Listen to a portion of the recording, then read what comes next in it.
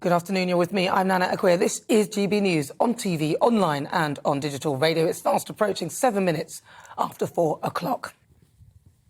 At last, someone has caught up with our dear friend Gary Lineker. Auntie, aka the BBC, have finally found some balls to admit that he has overstepped the mark. At last. In March, Gary posted a story about the then Foreign Secretary Liz Truss, who was urging a boycott of the Champions League final in Russia. He posted, "And their party will hold back their donations from Russia." Well, my interpretation of this is that he's firstly making a political comment, which he's not really supposed to be doing because he works for the BBC, and secondly, he's implying that the government are hypocrites. Well, he'd know all about that. I mean, where do we start? How about when he had a go at me on social media a year ago to this day? Now, I remember it clearly because it was the day Sir David Amess died.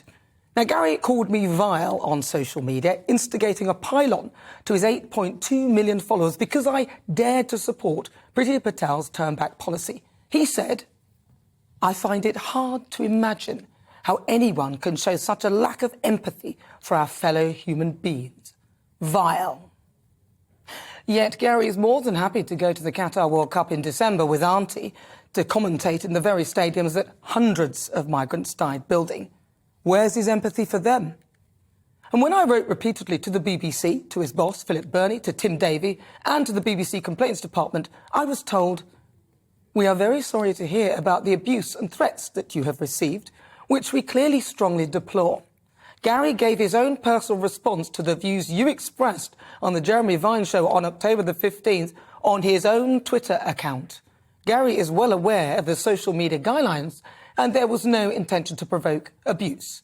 Yours sincerely, Philip Burney. Really? He didn't know what would happen if he lobbed a load of abuse my way to his 8.2 million followers? I question that.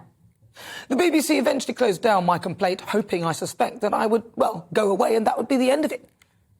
Yet in Gary's latest gaffe with Liz Truss, the BBC's Executive Complaints Unit, or ECU that it's now called, said that Gary's post did not meet the BBC's editorial standards of impartiality.